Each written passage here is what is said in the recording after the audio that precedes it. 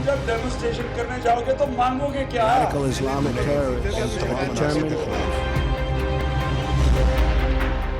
कराची में लड़कियों पर अब भी हमले हो रहे हैं, छुरा मार हाथ नहीं आ रहा।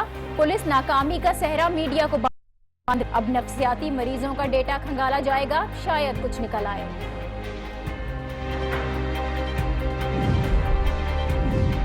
जनूबी पंजाब के किसान बेशालबात लिए सड़कों पर हैं। 2 दिन गुजर चुके हैं। पंजाब हुकूमत किसानों को बहला भी रही है, उकसा भी रही है। कहीं एहतजाज की आड़ में मफादात तो पूरे नहीं किए जा रहे। पाकिस्तान में फुटबॉल फेडरेशन के ओहदेदार एक दूसरे के खिलाफ मैदान में हैं। आपसी झगड़ों के बायस फीफा ने पाकिस्तान में फुटबॉल को फ्री हिट लगा दी। खेल और खिलाड़ियों की किसी को परवाह नहीं।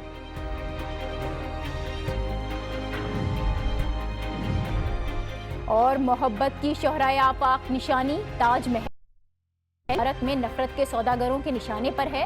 इंतहा पसंद ताजमहल को अपनी जागीर समझ रहे हैं। हिंदुस्तानी तारीख बदलने और आलमी विरासत को मिटाने की कोशिश की जा रही है। अस्सलाम वालेकुम, आप देख रहे हैं न्यूज़ आवर विद नाजिया और मैं हूं नाजिया अशर। कराची दुनिया में खवातीन के लिए गैर महफूज समझे जाने वाले शहरों में दूसरे नंबर पर आया, लेकिन इसके बावजूद इस शहर के इमेज को बेहतर करने के लिए कहीं कोई संजीदा कोशिश दिखाई नहीं दे रही।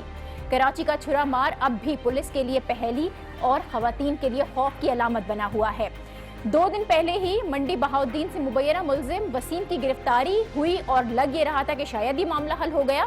साहिवाल का वसीम ही कराची का छुरा मार था, लेकिन आज जोहराबाद में ताज़ा हमले के बाद ये वाज़ेह हुआ है में कोई और ही मुलव्विस है।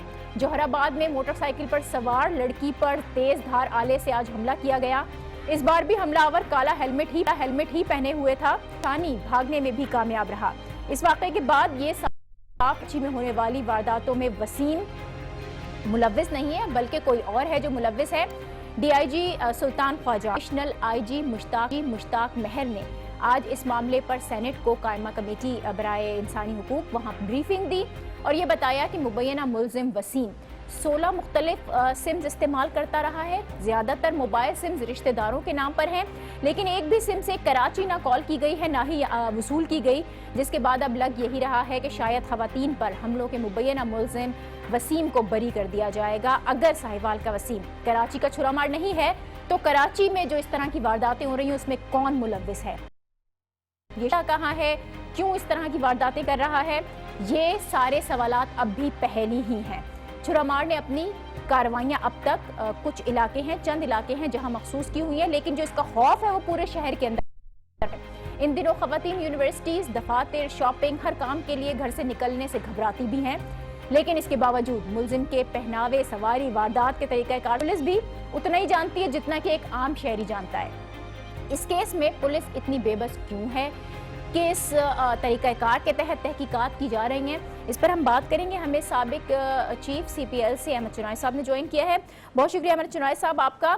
कराची में ये हो रहे हैं छुरी से बज़ाहिर किए जाने वाले जो हमले हैं, छोटा सा मामला मालूम होता है लेकिन खौफ बहुत ज़्यादा है।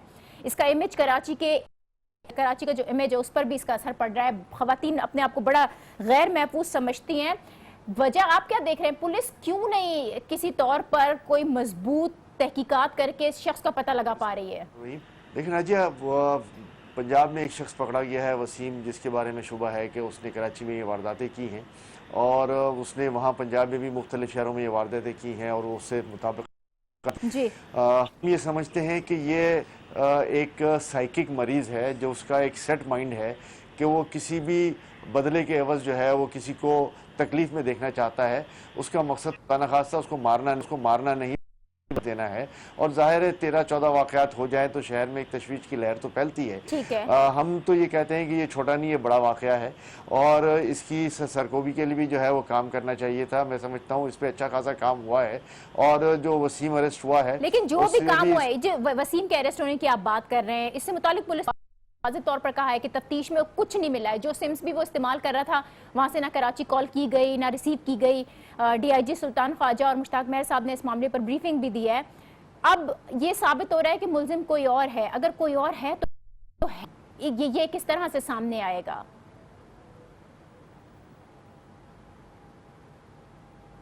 देखें, अभी हतमी इस बारे में कुछ नहीं कहा जा सकता। सुल्तान ख्वाजा साहब ने 2 दिन पहले भी कहा था हमें कंप्लीट हो जाए, उसके बारे में पूरी मालूमात ना हो जाए, हम इस पर आगे कुछ कमेंट नहीं कर सकते। लेकिन उस वाक़े के बाद जितनी डिप्लॉयमेंट उस ईस्ट के एरिया में की गई और जगह जगह जो है वो डिकॉय भी बनाए गए, तो मैं समझता हूँ कि उसके बाद जो है ये वाक़यात जो हैं वो ज़ीरो हो गए हैं। ठीक है। अब जिस तरीके की प्लानिंग की गई है उसको पकड़ने के लिए, जिस तरीके से काम किया गया है, मैं समझता हूँ कि बिल्कुल वो अरेस्ट होगा। जहाँ मैं बात कर रहा था कि एक साइकिक माइंड है, उसका एक साइकिक माइंड है, उसका साइकिक माइंड ये है कि वो किसी बदले के एवज जो है वो काम कर रहा है और आता है और थोड़ा सा जख्म देने की कोशिश करता है और उसके बाद वहाँ से भाग जाता है। तो मैं ये समझता हूँ कि ये कोई गैंग नहीं है, कोई गिरोह नहीं है, कोई ऐसी बड़ी दहशतगर्दी की हम बात नहीं कह सकते। जाहिर है थोड़ा सा पैनिक तो ज़रूर है। जिन ख़वातीन के साथ ये वाक़या हुआ है उनको ज़ख़म भी पहुँचे हैं, उनको नुकसान भी पहुँचा है, हमें उनसे पूरी हमदर्दी भी है। उनको शहर कराची को पुरअमन पुरसुकून बनाने के लिए, ऐसे वाक़यात से बचने के लिए जो है वो वाज़ेह हिकमत अमली भी जो है वो बनानी पड़ेगी। लेकिन ये वाज़ेह हिकमत अमली नज़र क्यों नहीं आ रही है? अहमद चिनॉय साहब भी कहा कि पुलिस ने मुलजिम वसीम को तो गिरफ्तार किया, शुबा जाहिर किया गया कि जैसे पंजाब में वारदातें हो रही हैं वैसी शायद कराची में भी हो रही हैं, उसी तरह की हैं। लेकिन तफ्तीश से अब पता चला है कि वो मुलजिम नहीं है। 38 मुश्तबा अफराद भी पकड़े गए हैं। हमलावर उनमें से कोई है नहीं है, पुलिस को ये मालूम नहीं है। आप समझते हैं कि तरीक़ाकार जो तफ्तीश का है वो तब्दील करने की ज़रूरत पड़ेगी? पुराने दकियानूसी तरीके हैं जिसके तहत ये सारी तफ्तीश की जा रही है, जदीद तरीकों को इस्तेमाल करके की कामयाबी मिल सकती है? टेक्नोलॉजी का यूज़ कर सकती है पुलिस, जो अभी तक नहीं किया गया है? ज़ाहिर है, देखिए हमारी पुलिस के पास जो इन्वेस्टिगेशन मेथड्स हैं वो कोई जदीद नहीं है और वो पुराना वकानूसी तरीक़ा है कि जिस पे शक की बुनियाद पर ले आते हैं। लेकिन अब टेक्निकल अमूर ऐसे आ गए हैं कि जिसमें मैं समझता हूँ कि जहाँ से वो फ़ोन कर रहा है वहाँ के जो है वो तमाम फ़ोन्स की कॉल्स की डिटेल उठाकर एक मुमकिन प्रोबेबिलिटी भी बनाई जाती है। फिर कैमरे की मदद से भी जो है वो ये काम किया जा सकता है। कैमरे 2 जगह की फुटेजेस आई हैं और आपने ये देखा होगा कि वो हेलमेट पहन कर आया और चला गया, तो इसके बाद ये शनाख्त जो है वो बड़ी मुश्किल हो जाती है। तो मैं समझता हूँ कि इसमें जो ऑन ग्राउंड टेक्निक है उसको इस्तेमाल करने की ज़रूरत है कि हम जहाँ ये एक चैलेंज की हैसियत से आता है और चैलेंज की हैसियत से ज़ख्मी करके चला जाता है, वहाँ पर जो मुख्तलिफ़ जगहें हैं जो मुमकिन प्रोबेबिलिटीज़ हो सकती हैं वहाँ पर डिकॉय लगा कर जो है वो इसका इंतज़ार किया जाए। समझता हूँ एक टाइम ज़रूर सर्फ होगा, लेकिन बाय एंड लार्ज मैं समझता हूँ कि हम ज़रूर इसको जो है उस तक आपने वैसे तो बहुत सारी इसके अंदर टेक्निक्स बताई हैं, लेकिन सिक्योरिटी एक्सपर्ट से और भी बात हुई है तो वो ये राय देते हैं कि सीपीएलसी के पास खासतौर पर एक टेक्नोलॉजी है SCAS, ये स्पेशल टेक्नोलॉजी कोई कहलाती है, ये पकड़ने में काम आ सकती है। आप खुद भी सीपीएलसी के सरबराह रहे हैं, तो ये बताइएगा ये टेक्नोलॉजी बुनियादी तौर पर है क्या और किस तरह से जो ये छुरा माल है इसको पकड़ा जा सकता है? स्पेशल एनालिसिस कहलाता है और स्पेशल एनालिसिस जो है उसमें हम शहर को जो हमने एक डिजिटलाइज किया हुआ है मैप की सूरत में, उसमें प्रोबेबिलिटीज़ देखते हैं, उसमें कहाँ वाक़यात हो रहे हैं उसकी जो है वो निशानदेही की जाती है और फिर उस पूरे एरिया को जो है वो एक कॉर्डन की सूरत में ले आया जाता है। प्रैक्टिकली जो है वो ऑन ग्राउंड इस पे काम किया जाता है, उसकी मुमकिन प्रोबेबिलिटीज़ बनाई जाती हैं। स्पेशल एनालिसिस में यही होता है, जैसे गाड़ियों की छीनने की वारदात किस इलाके में ज़्यादा, पूरे एरिया को जो है वो मार्क कर लिया जाता है और उस पर मेहनत की जाती है।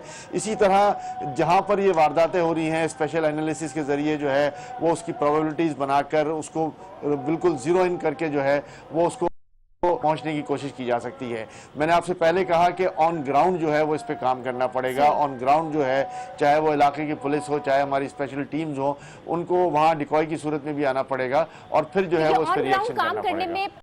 सीना मदद कर सकता है। अभी तक कोई ऐसा ताबून तो हमें दिखाई नहीं दिया है, हो सकता है कि हो रहा हो।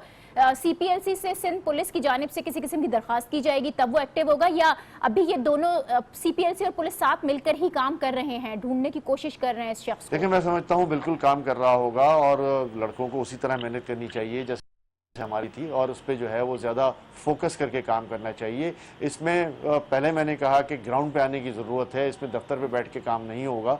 ग्राउंड पर आएँ, उसकी प्रोबेबिलिटीज़ देखें, उसके उन ख़वातीन पे जो हमले हुए हैं उनके इंटरव्यूज़ करें, चाहे उनकी वीडियो फुटेज हो ना हो, और कोई ना कोई ऐसी निशानदेही ज़रूर हो सकती है कि साइकिल थी तो उसका कोई एक आध नंबर मिल जाए, कोई एक आध उसका कलर की निशानदेही हो जाए।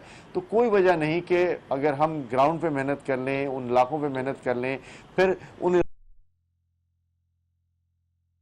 को कहीं ना कहीं कोई ना कोई बात हो सकती है। ये कोई ऐसा चलावा नहीं है कि जो किसी के हाथ ना आ सके, वो इंशाल्लाह जरूर आएगा। लेकिन इसमें मेहनत जो है आप बार बार ग्राउंड पर जो तहकीक करने की बात कर रहे हैं, माजी में भी यकीनन इस तरह से की गई होगी तफ्तीश तहकीक, ये तो एक अनोखा अपनी तर्ज का केस है। लेकिन पहले कराची में हम देखें हथौड़ा मार ग्रुप आया, इसी तरह के और भी बहुत सारे ग्रुप्स थे जो कि एक्टिव रहे हैं। किस तरह से कंट्रोल किया गया था? क्या वो जो पुराने केसेस हैं उनको उठाकर हम अभी देखें तो मदद मिल सकती है? कहीं ना कहीं निशानदेही हुई, कोई ना कोई विटनेस सामने आया, कोई ना कोई इसका लूप होल सामने आया और उसके बाद फिर उनको अरेस्ट किया गया। उन केसेस की को भी जो है वो सामने मद्देनज़र ज़रूर रखा जा सकता है। उनकी क्या टेक्निक थी, उनकी क्या स्ट्रेटजीज थी। मैंने पहले कहा कि एक बहुत स्टडी की ज़रूरत और इसमें ताकत के बजाय अकल का इस्तेमाल जो है वो ज़्यादा होना चाहिए कि ताकत तो अपनी जगह पर, लेकिन अकल का इस्तेमाल और फिर फील्ड है वो प्रैक्टिकल टीमें मौजूद हों जो इन सारे एस्पेक्ट्स को कवर करें और जहाँ जहाँ ऐसी चीज़ें मिलें उसको माइन्यूटली स्टडी करें और फिर जो है इसके बाद रिएक्शन करें।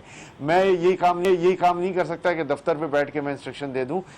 जो का मौजूदा वक्त चीफ है उसको अपनी टीम के साथ, पुलिस के साथ बाहर आना पड़ेगा, फील्ड पे काम करना पड़ेगा। और मुझे पूरी उम्मीद है कि कोई ऐसी वजह नहीं है कि ये अरेस्ट ना हो सके। ये बाहर आना और ये फील्ड में काम करना, सबसे अहम तो अवाम की मदद भी होती है। उस अवाम की मदद के बगैर तो ये हल नामुमकिन तकरीबन नजर आता है। आप समझते हैं पुलिस और अवाम के दरमियान जो एक एतमाद का फुकदान है, जो गैप है, वो दूर हुआ है? ये अवाम कितनी देखिए इन केसेस में अवाम खुद सामने आती है, अवाम खुद जो है वो आकर बताती है। मैं नहीं समझता कि इलाके के किसी आदमी ने अगर उसको देखा हो तो वो सामने ना आए, और खुद ज़रूर सामने आते हैं। इस चैनल के ज़रिए, इस प्रोग्राम के ज़रिए भी हम आवाम को अपील कर सकते हैं, उस इलाके के लोगों को अपील कर सकते हैं कि उनके पास कोई शवाहिद हैं, उन्होंने कुछ देखा हो तो फौरी तौर पर CPLC या पुलिस से रब्ता भी कर सकते हैं। और ज़ाहिर है कोई गैंग नहीं है, कोई इसमें दहशत वाली बात कि वो गैंग कल सुबह उनके पीछे पड़ जाएगा। यहाँ हम विटनेस उनसे नहीं मांग रहे, यहाँ सिर्फ और सिर्फ उनकी निशानदेही मांग रहे हैं। उनका ना नाम सामने आना चाहिए, ना उन शख्सियत को सामने लाया जाएगा, बल्कि सिर्फ और सिर्फ उनकी इंफॉर्मेशन की मदद से मैं समझता हूँ कि मुलजिम को गिरफ्तार किया जा सकता है। बहुत शुक्रिया अहमद चुनाई साहब, साबिक चीफ CPLC हमारे हमरा थे। और कराची में जो नाइफ अटैक्स हो रहे हैं वो किसी तौर पर रुक नहीं पा रहे हैं। पुलिस को काम करना होगा, ऑन ग्राउंड काम कर, और जो पुराने केसेस हैं उनकी भी तहकीक और तफ्तीश से मदद ली जा सकती है। लेकिन जो जदीद तरीक़ाकार हैं वो इस्तेमाल करते हुए इस मामले को हल किया जा सकता है। एक ब्रेक यहाँ पर ले रही हूँ और इस ब्रेक के बाद कुछ और अहम स्टोरीज, उस पर भी बात होगी। Keep watching news on with Nazia. Welcome back. Punjab के किसान इस वक्त सरापा एहतजाज हैं। लाहौर में कल से ठोकर न्याज बेग पर धरना दिए बैठे हुए हैं। मोटरवे को ब्लॉक किया गया है और इस वक्त हुकूमत कोशिश कर रही है कि किसी तरह से मुज़ाकरात के जरिए किसानों को धरना खत्म करने पर आमादा किया जा सके। किसानों के इस एहतजाज के पीछे बुनियादी मुतालबात आखिर हैं क्या? असल में गन्ने, धान, कपास और मकई की कीमत का मुनासिब तायुन करना सरे फहरिस्त है इनके मुतालबात में। इसके अलावा वो ट्यूबवेल के लिए दी जाने वाली बिजली पर सब्सिडी चाहते हैं। शुगर मिल्स पर उनके वाजिबुल अदा रकम दिलवाने का मुतालबा कर रहे हैं। वो शुगर मिल्स मालकान की मोनोपोली से तंग हैं। गन्ने की फी मन कीमत में भी इजाफा चाहते हैं। लेकिन इन तमाम मुतालबात में जो सबसे अहम मुतालबा है जिससे इस एहतजाज के पीछे पंजाब हुकूमत के छुपे सियासी मफाद भी नजर आ रहे हैं, वो ये है कि अदालती हुक्म पर बंद जो दीगर शुगर मिल्स हैं उनको खुलवाना और उनको बर वक्त ऑपरेशनल करवाना शामिल है। तो बड़ा ही इंटरेस्टिंग ये मुतालबा है क्योंकि इस एहतजाज में शामिल बेशतर किसान ऐसे हैं कि जिनका ताल्लुक रहीम यार खान से है, जहां शरीफ खानदान की 2 sugar mills, Chaudhry sugar mill और इत्तेफाक शुगर मिल्स पिछले 1 साल से बंद पड़ी हुई हैं, जिसकी वजह हाई कोर्ट के अहकामात हैं। क्योंकि रहीम यार खान अदालती अहकामात के मुताबिक कोई भी नई शुगर मिल लगाने पर पाबंदी है वहाँ। इसके बावजूद शरीफ खानदान ने ये दोनों शुगर मिल्स वहाँ लगाई हैं जो तकरीबन 1.5 माह तक ऑपरेशनल भी रहीं। और उसके बाद जहांगीर JDW शुगर मिल्स इस मामले पर अदालत में गई, जिसके हुकाम पर ये दोनों जिसकी जानिब से अहकाम जारी किए गए और दोनों शुगर मिल्स बंद करा दी गई। तो अब किसानों वो ये है कि सिर्फ 1 साल के लिए ये दोनों शुगर मिल्स भी चला दी जाएं ताकि किसानों का गन्ना बर्बाद होने से बच जाए। तो ये एक मुतालबा जिसके पीछे एहतजाज है और इस एहतजाज के सियासी मफादात भी हैं। तो ये सारा मामला कहाँ तक पहुँच रहा है इस पर हम बात करेंगे। हमें हमारे स्पेशल कॉरेस्पॉन्डेंट मियां फारूक ने ज्वाइन किया है। फरूख, ये सारा मामला आप देख रहे हैं, है क्या प्रॉब्लम? हुकूमत जानबूझकर इस मामले को तूल दे रही है, किसानों के मुतालबात की आड़ में अपने मफादात पूरे करने की कोशिश किए जा रहे हैं? जी देखें, ये मामला, ये जो किसानों के मुतालबात हैं, इनमें बेशतर मुतालबात तो वो हैं जो नए नहीं हैं, जो अरसा दराज से इससे पहले भी मुतअद्दिद बार किसानों ने एहतजाज करते हुए लाहौर का रुख किया, पंजाब असम्बली के सामने धरना भी दिया। उनमें भी ये मुतालबात उठाए जाते हैं, इनमें कीमतों का तयन किया जाए, मंडियों तक रसाई को आसान बनाया जाए और जो दीगर बहुत सारे मुतालबात थे। एक जो अहम मुतालबा जिसका आपने भी जिक्र किया वो यही है, जो एक नया ऐड हुआ है और वो हैरान कुन भी है कि जो शुगर मिलें लाहौर हाई कोर्ट के हुक्म के मुताबिक बंद की गई हैं, उनको चलाने के लिए आवाज बुलंद करवाई जा रही है। और ये स्पेशली जो ये आज का ये धरना जो जारी है, इसमें वैसे तो जनूबी पंजाब के दीगर इजला के लोग भी शामिल हैं, लेकिन ये जो शुगर मिलें चलवाने का मुतालबा है, ये सिर्फ रहीम यार खान के किसानों का ही है। उनके पीछे मुहर्रकात जो है वो यकीनी मुस्लिम लीग नून की क़यादत यानी शरीफ बरादरान जिनकी शुगर मिले हैं हुक्म के मुताबिक बंद की गई है, वही है। बाकी सारे मुतालबात तो पुराने, ये एक नया मुतालबा उसमें ऐड किया गया है।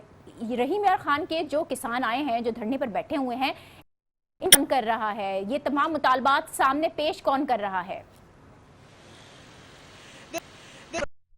वहाँ की जो मकामी किसान तंजीमें हैं, जो किसानों का एक इत्तेहाद बना, और स्पेशली इनमें वो लोग शामिल हैं जिनके जो मुतासर हुए हैं शुगर मिल्स माफिया के। मुतअद्दिद उनके ऐसे वाक़यात सामने आते हैं, शुगर मिल्स बंद हो गई तो उनकी खड़ी फसलें पिछले साल भी उनको नुकसान उठाना पड़ा, और जो दीगर शुगर मिल माफिया है उनको एक इतनी गिरिप बन चुकी है, उनकी आपस में कंप्रोमाइज़ करके वो मुनासिब कीमत नहीं प्रोवाइड करते, गन्ने की फसल की बर वक्त यानी कि जो है वो उनसे ख़रीदते नहीं हैं, उनको का सामना करना पड़ता है। तो जब किसी ने उनको यानी कि जो शरीफ बरादरान के नुमाइंदगान होंगे यकीनी तौर पर उन इलाकों में, उन्होंने उनको इस बात पर कायल किया होगा कि आप ये आवाज़ बुलंद करें तो वो आपका साथ देंगे। क्योंकि जैसा कि आज किसानों के एक वक्त की वज़ीर कानून पंजाब राना सनाउल्लाह से पंजाब असम्बली में मुलाकात हुई, तो मुलाकात में भी किसानों ने यही मुतालबात रखे कि अदालत में हुकूमत जो है वो किसानों के साथ फरीक बने और उनकी हमायत करे। और जिस पर वज़ीर कानून ने पैदा होता है कि इत्तेफाक और चौधरी शुगर मिल्स का जो ये केस है, इस वक्त अदालत में इसका स्टेटस है क्या? क्योंकि शरीफ खानदान का तो मौक़िफ़ है कि इस हवाले से उन्होंने कोई नई शुगर मिल नहीं खोली है, बल्कि ट्रांसफर हुई है ये शुगर मिल दीगर शहरों से। देखिए, इनमें एक बहुत पुरानी कहानी है जो कि 70s के अशरे में पंजाब असम्बली ने एक कानून पास किया था जिसमें जनूबी पंजाब को कॉटन जू दिया गया था, क्योंकि ये इलाका कपास की काश्त के लिए इंतहाई मौजूद था। और उसके मुताबिक जो था, बाद में हाई कोर्ट ने एक दरख्वास्त पर एक फैसला दिया था कि इन इलाकों में कपास की काश्त को बरकरार रखने और गन्ने की फसल को कम करवाने के लिए नई शुगर मिल्स नहीं लगाई जाए। क्योंकि रहीम यार खान पंजाब पाकिस्तान का वो है जहाँ पर 8 शुगर मिलें कायम है, पाकिस्तान के और किसी जिले में इतनी शुगर मिल्स की तादाद, इसलिए ये अदालती हुक्म आया था। लेकिन 2015 में जो 2 शुगर मिलें शरीफ बरादरान की चन्योट और शेखुपुरा में थी, उन्होंने वहां पर रहीम यार खान में इसको शिफ्ट करके जिसका गुज़िश्ता साल का आगाज कर दिया गया था। ठीक है, बहुत शुक्रिया मियां फारूक हमें ज्वाइन कर रहे थे, स्पेशल कॉरेस्पॉन्डेंट, और किसानों के मुतालबात के पीछे जो सियासी मफादात मुतहर्रिक हमने बात की। एक ब्रेक लेते हैं और इस ब्रेक के बाद कुछ और स्टोरीज भी हैं। Keep watching news hour with Nazia.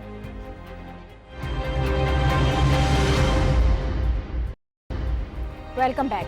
Football दुनिया का सबसे मकबूल तरीन खेल, लेकिन हमारे यहाँ इस खेल पर कोई खास तवज्जो नहीं, इसके खिलाड़ियों को कोई नहीं पूछता, और अब जो बची खुची थोड़ी बहुत फुटबॉल पाकिस्तान में हो रही थी वो भी खतरे में दिखाई दे रही है, क्योंकि फुटबॉल की इंटरनेशनल बॉडी फीफा ने पाकिस्तान की फुटबॉल की रुकनियत को मुअत्तल किया है। पिछले ही हफ्ते ये रुकनियत मुअत्तल की गई, जिसकी सबसे बड़ी वजह पाकिस्तान में फुटबॉल के मामलात में दीगर इदारों की मदाखलत भी करार दिया जा रहा है। संजीदा मामला है ये, जो 2015 में फैसल स्वाले हयात के पाकिस्तान फुटबॉल फेडरेशन के तीसरी बार सदर मुंतखब होने के बाद से जारी था।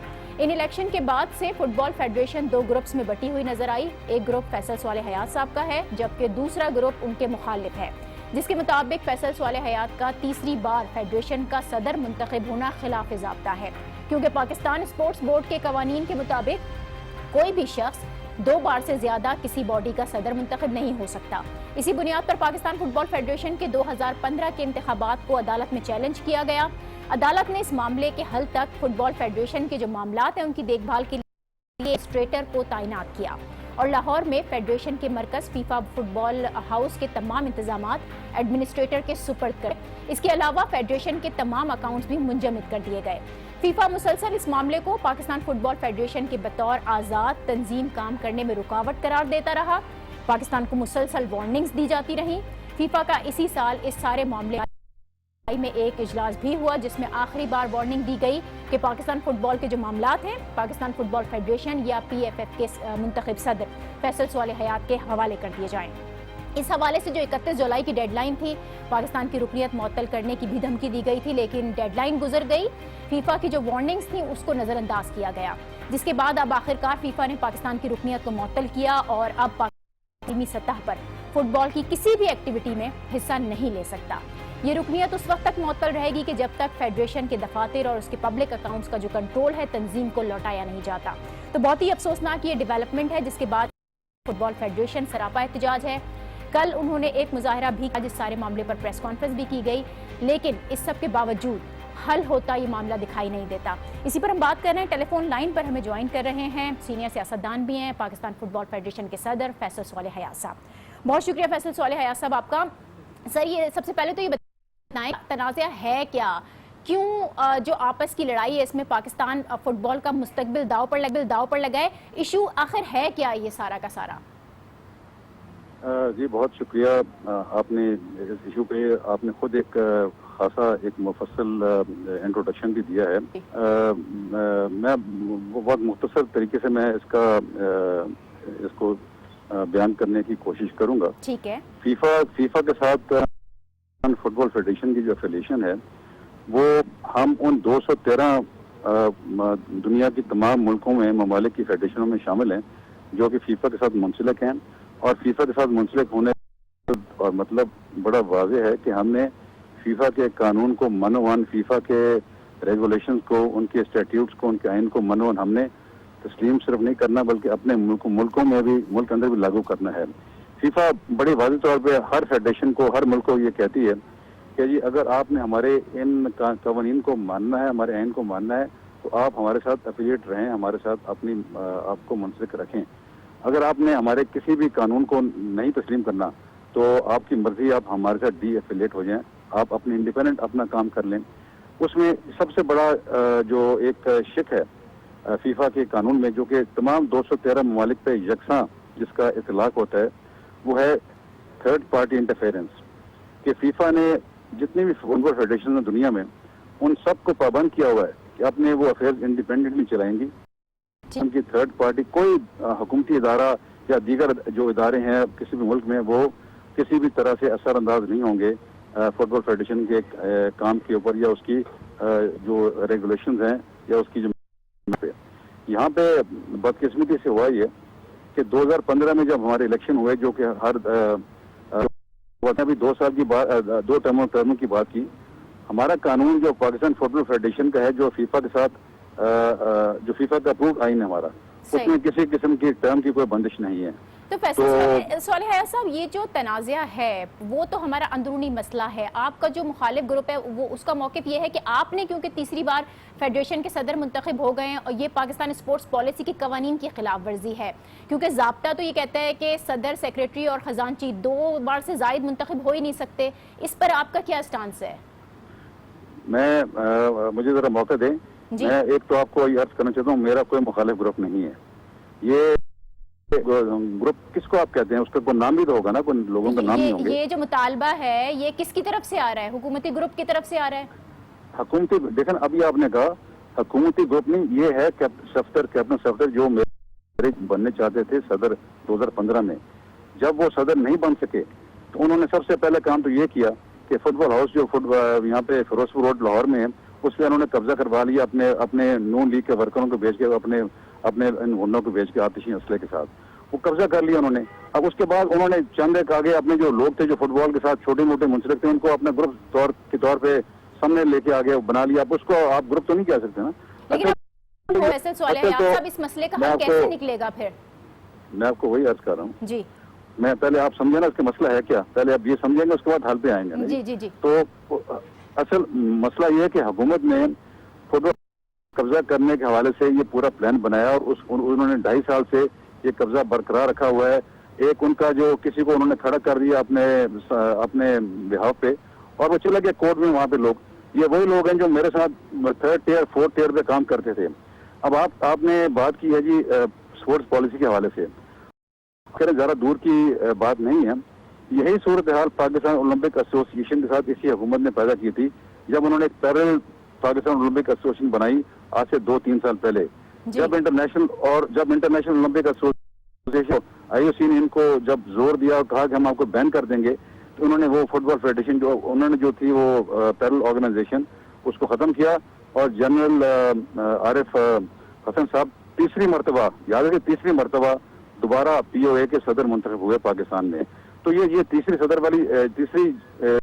बात है, ये हमारे आइन में नहीं है। हम इसको ना तस्लीम करते हैं ना हम इसको मानते हैं। हमारा अपना काइन, हमारा अपना कॉन्स्टिट्यूशन, हमारा अपना ये रेगुलेशन, हमारे अपने कवानीन है जो फीफा के ताबे हैं। जो मैंने आपको पहले अर्ज किया कि स्पोर्ट्स पॉलिसी अपनी जगह पे, लेकिन हम पाबंद हैं फीफा के कानून के मुताबिक। होगा क्या? हुकूमत का तो कोई इंटरेस्ट नजर नहीं आ रहा, मामला कोर्ट में है, किस तरह से अब वापस फीफा के रुकन बन सकते हैं? कोर्ट ने बड़ा क्लियर कट जो 10 अक्टूबर 2017 को उन्होंने फाइनल फैसला किया। 2.5 साल से हमें फीफा कह रही है कि जी हमने आपको मौका दिया, आप इसको हल करें वरना आप सस्पेंड हो जाएंगे। 2.25 साल से मेरी तमाम तर कोशिशें रही हैं कि किसी तरीके से हुकूमत को मैं बता सकूं कि वो पीछे हटें और फुटबॉल के इंटरेस्ट में हमें काम करने दें, क्योंकि इससे हजारों उनकी लाइवलीहुड का दारोमदार है।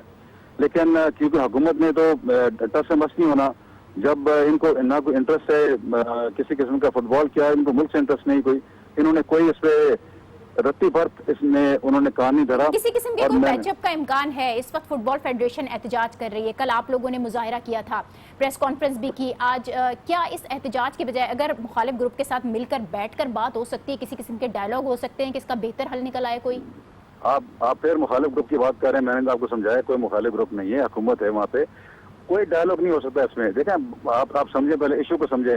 आप शायद इसको कंफ्यूज कर रही हैं। कोई डायलॉग किसी किस्म का नहीं। फीफा ने बड़ा क्लियर कट फैसला किया है कि जी जो कंट्रोल है वो जो एडमिनिस्ट्रेटर अपॉइंट किया गया उसको वो तस्लीम नहीं करते। फीफा ने बड़ा क्लियर कट कहा है। उन्होंने कहा है कि जी एडमिनिस्ट्रेटर को खत्म किया जाए और फुटबॉल फेडरेशन का जो कंट्रोल है उसके अकाउंट्स हैं, जो जिस तंजीम को वो मानते हैं, तस्लीम करते हैं फीफा जिसका मैं हेड हूँ, उसको कंट्रोल वापस दिया जाए। अगर वो नहीं दिया जाएगा तो पाकिस्तान फुटबॉल फेडरेशन जो है वो सस्पेंशन उसकी बरकरार रहेगी। ये फीफा का दो टोक फैसला है, उसमें किसी किस्म की कोई कॉम्प्रोमाइज की, किसी किस्म की कोई लचक की गुंजाइश है ही नहीं। जो मैंने आपको पहले अर्ज किया कि उन्होंने कहा है फीफा का कानून है कि थर्ड पार्टी इंटरफेरेंस जो है उसको वो किसी सूरत भी काबिल कबूल नहीं करते। अब अगर ये कंट्रोल फुटबॉल हाउस का और फुटबॉल फेडरेशन का हमें वापस नहीं मिलता तो ये जो पाबंदी है ये इस तरह जारी रहेगी और ये चलती रहेगी, जो पाकिस्तान के लिए बहुत बड़ी होगी, बहुत बड़ा एक पहले बेपनाह नुकसान हो चुका है, इसके साथ नुकसान और तवील होता जाएगा फुटबॉल का। जी ठीक है, बहुत शुक्रिया फैसल सालेह हयात साहब हमारे हमरा थे। फुटबॉल फेडरेशन और जो नुकसान है वो मज़ीद बढ़ता चला जा रहा है।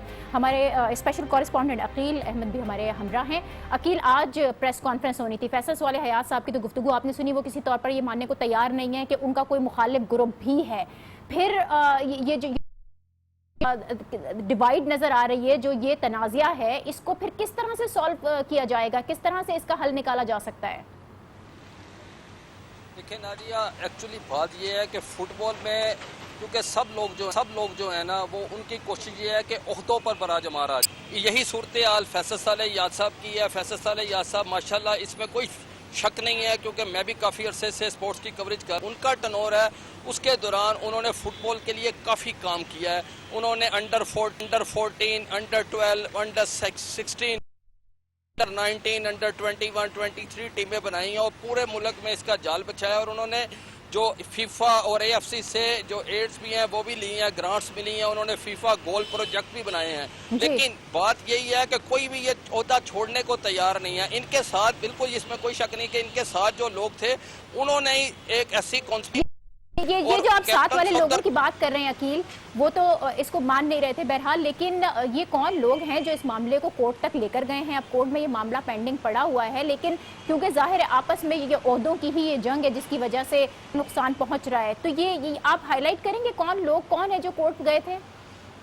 मैं बताता हूँ आपके जो फीफा गोल प्रोजेक्ट के एक प्रोजेक्ट डायरेक्टर हैं कर्नल रिटायर्ड फरासत, वो इनके साथ थे, इन्होंने उनको लगाया हुआ था। वो एक पेशावर की एक अहम सियासी शख्सियत है, उन्होंने जो पेशावर की एक अहम सियासी शख्सियत है, उन्होंने कैप्टन सफदर के साथ साजबाज की और बल्कि उन्हें ऑफर की होगी कि आप प्रेसिडेंट बने फुटबॉल के, इस तरह उनके साथ मिलके वो अपनी जो फुटबॉल के साथ उनकी जो की है उसको आगे लाएंगे। लेकिन वही हुआ, कर्नल फरासत इनके साथ थे, वो उनके साथ पलटा खा गए और फिर ये मामला जो है, जो फैसल साले याद साहब ने इलेक्शन कराया, उन्होंने भी अपनी कोशिश की अपने तौर पर अपने बंदों को जो है कांग्रेस में और जो उनका जनरल कौंसिल थी उसमें मेंबर बनाए और उनके जरिए इलेक्शन करवाए।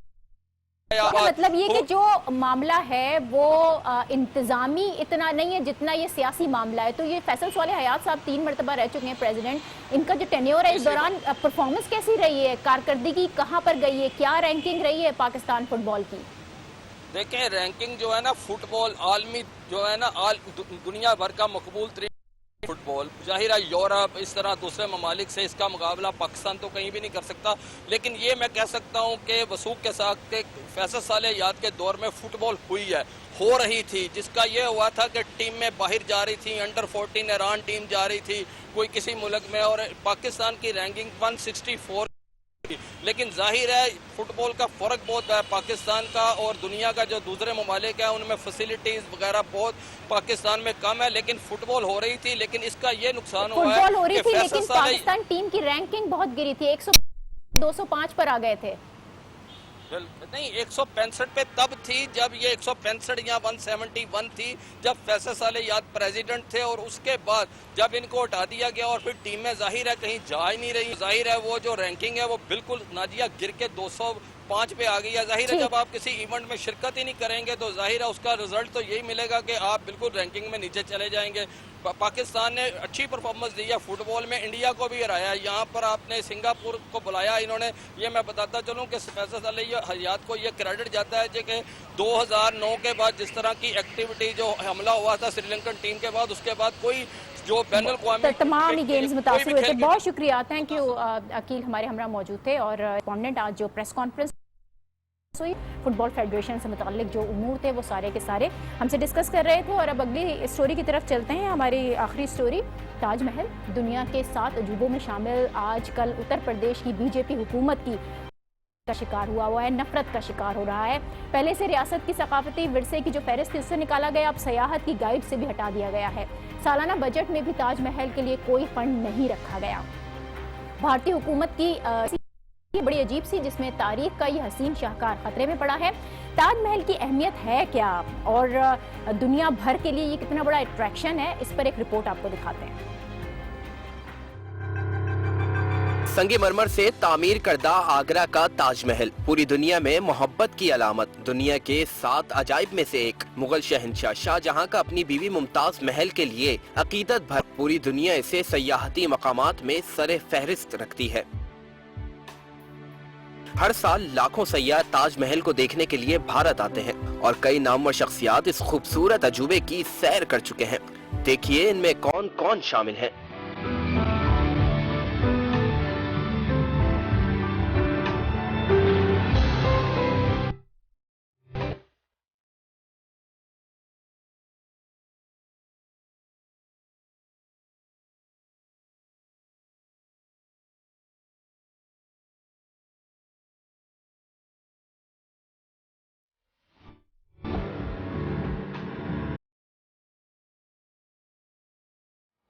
जी, तो ये है ताजमहल, मुगल सल्तनत का एक अजीम शाहकार ही नहीं बल्कि दुनिया के जो अजायब हैं उसमें से एक है। इसकी जो कंस्ट्रक्शन टेक्निक से आज भी माहिरीन को हैरान कर देती हैं। दुनिया की जो भारत आती है वो ताजमहल जरूर जाती है। एक तरह से मोहब्बत की ये निशानी भारत की पहचान है, लेकिन इसके बावजूद भारतीय हुकूमत इसकी दुश्मन बनी हुई है। इस मुहिम में उत्तर प्रदेश के वजीर आला योगी नाथ सबसे आगे हैं। वो ताजमहल को गैर हिंदुस्तानी तस्वुर करते हैं और उनके ख्याल में ताजमहल भारत के माजी की सकाफत की अक्कासी नहीं करता, क्योंकि यह आकार हमलावरों ने बनवाया था। उत्तर प्रदेश के वजीर आला तो नरेंद्र मोदी को यहाँ तक कह चुके हैं कि भारत आने वाले मेहमानों को तोहफे में ताजमहल का नमूना देना हिंदुस्तानी तहजीब के खिलाफ है। ताजमहल के चाहने वालों ने भारतीय हुकूमत की इस पॉलिसी के खिलाफ आवाज़ भी उठाई है और मुसलसल भारतीय हुकूमत को तनकीद का निशाना भी बनाया है। बावजूद मुगल दौर से मुंसलिक मुख्तलिफ यादगारों को तबाह किया जा रहा है। दिल्ली में औरंगजेब सड़क का नाम तब्दील किया गया, निसाबी किताबों में बादशाह अकबर के नाम के साथ अजीम का लफ्ज हटा दिया गया। उत्तर प्रदेश के शहर मुगल सराय का नाम भी हुकूमत तब्दील करने का सोच रही है। ये तमाम तर बीजेपी के इक़दामात हैं, मुस्लिम नफरत का सबूत हैं, जो की इलेक्शन मुहिम के तौर पर उठाए जा रहे हैं ताकि अगले इलेक्शन में मुस्लिम मुखालिफ वोट समेटा जा सके। लेकिन बीजेपी का ये मफाद न सिर्फ तारीख के सबसे शानदार शाहकार ताजमहल को नुकसान पहुंचाएगा, बल्कि सेक्युलर भारत के भी एक गहरा और बड़ा दाग साबित हो सकता है। इसी के साथ आज के प्रोग्राम से दीजिए इजाजत। कल फिर मुलाकात होती है। अल्लाह हाफिज।